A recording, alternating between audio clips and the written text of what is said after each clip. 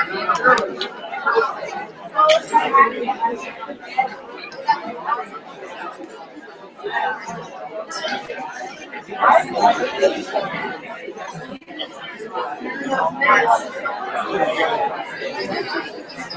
ladies and gentlemen, let's bring it back together, please. All right, please welcome the Orange first block class.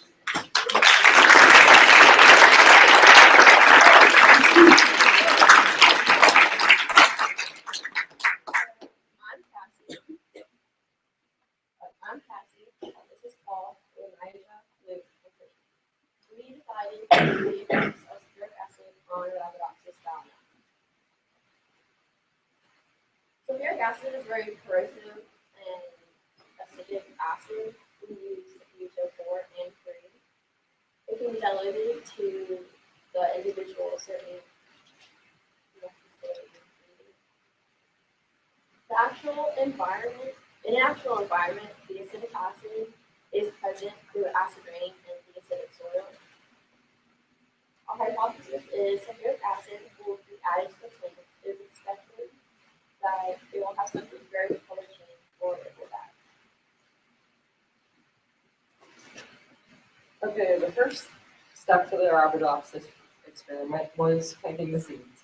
So we used a pipette and agarose gel to prep the seeds in the soil in 4 different pots: the mutant experimental, mutant control, wild type experimental, and wild type control plants. So after the plants germinated and they started growing sprouts, we thinned the plants out so that way there would be 4 plants in each of the corners of the pot. And they were measured about 1 to 2 times a week in centimeters, so that way we can keep track of their growth and development. Okay, our variable was sulfuric acid.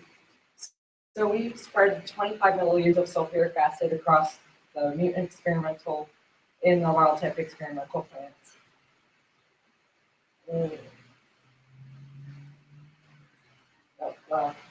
The treatment of sulfuric acid was put in with while they were being watered, so that way there wouldn't be any external damage to the plants. And the reason this treatment is applied 1 to 2 times a week.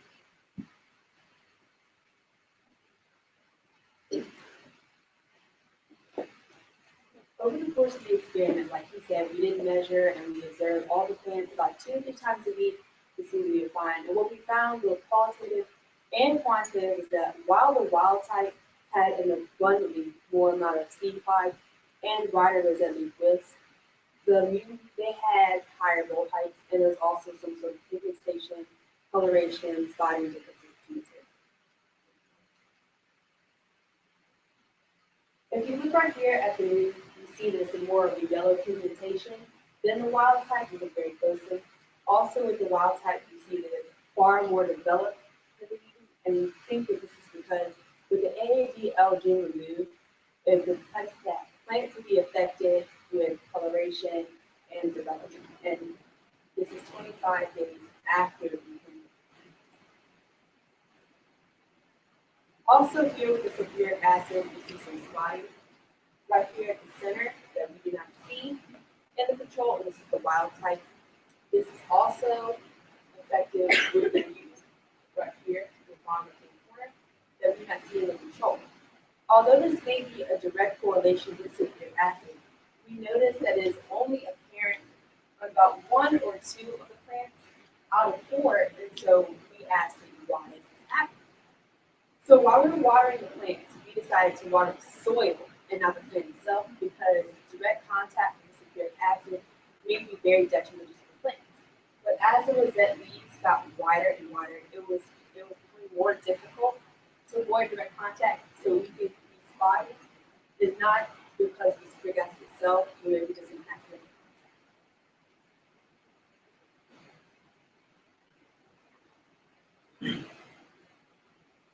So in the first graph that we see here, this is the rosette width.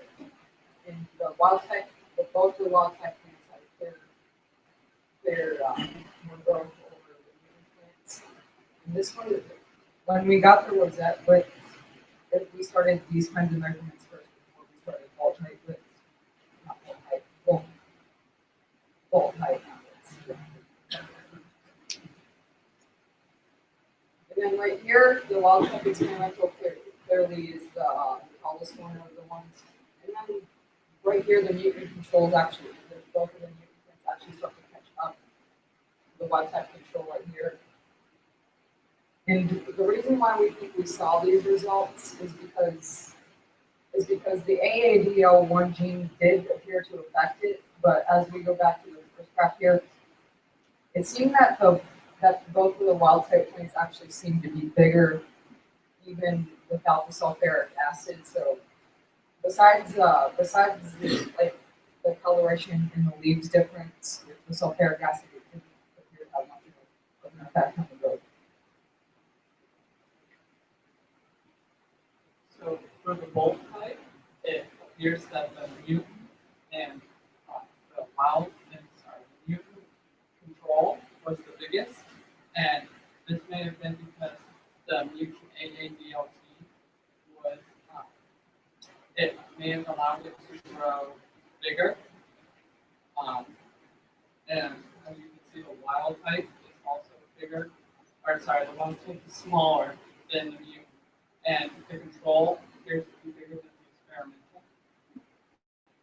This may have been because the AADL gene helped give it a bigger growth, but not as many seed pods. And that may be why the AADL gene was originally taken out to give it more seed pods. And in conclusion, graph 1 shows that the wild type plants have a larger rosette width than the mutant plants because the AADL gene is present. And for graph 2, the sulfuric acid does have an effect, but this effect is on the height of the plant, and which averages to be about 3 inches higher because of the sulfuric acid.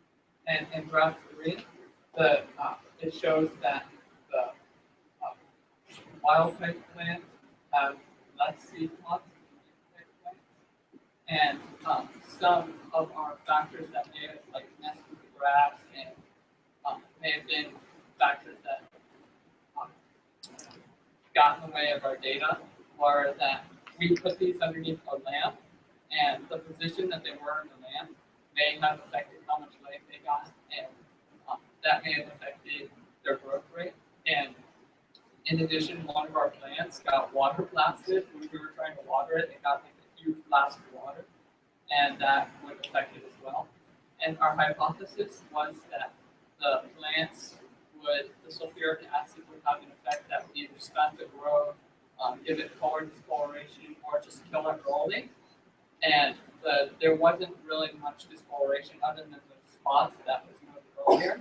And the growth actually appeared to be better than it did without the sulfuric acid. And they didn't die earlier than the other plants. So our hypothesis was mostly wrong.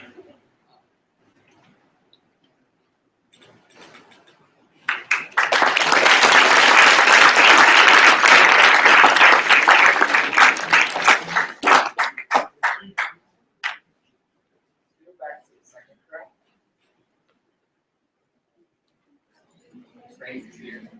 So, you might have explained it. Yes.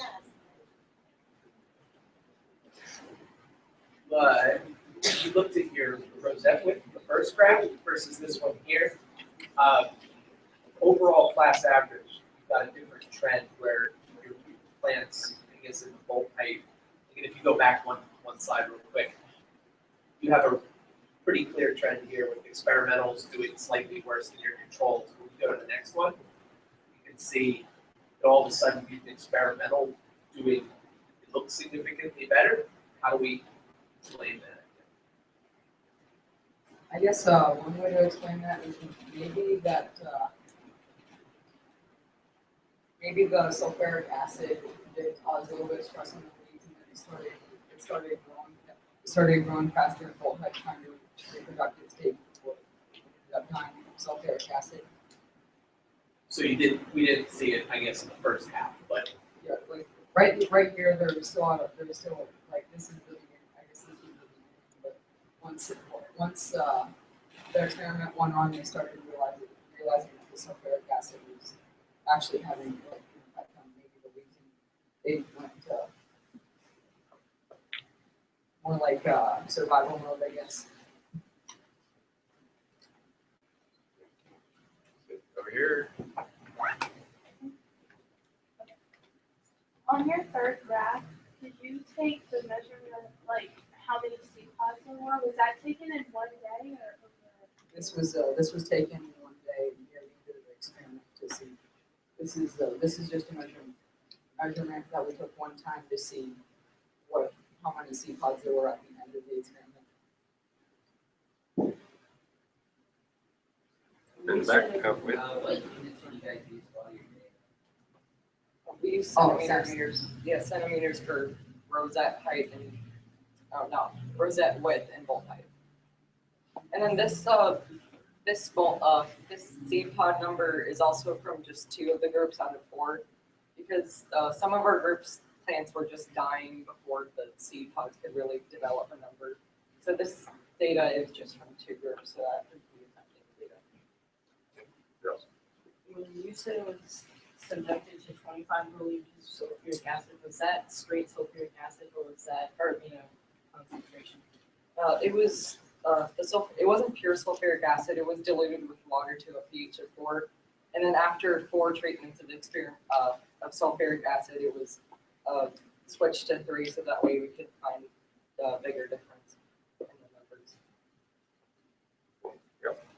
Why did you switch pHs halfway through your experiment? Well, we were just not seeing much of an effect of the sulfuric acid on the plants, so we just wanted to see if a stronger acid would actually make an effect on the plants, which it didn't really make an effect. So I'd say for future experiments, if anyone wanted to try sulfuric acid, I'd probably say a stronger acid, even more powerful than a pH of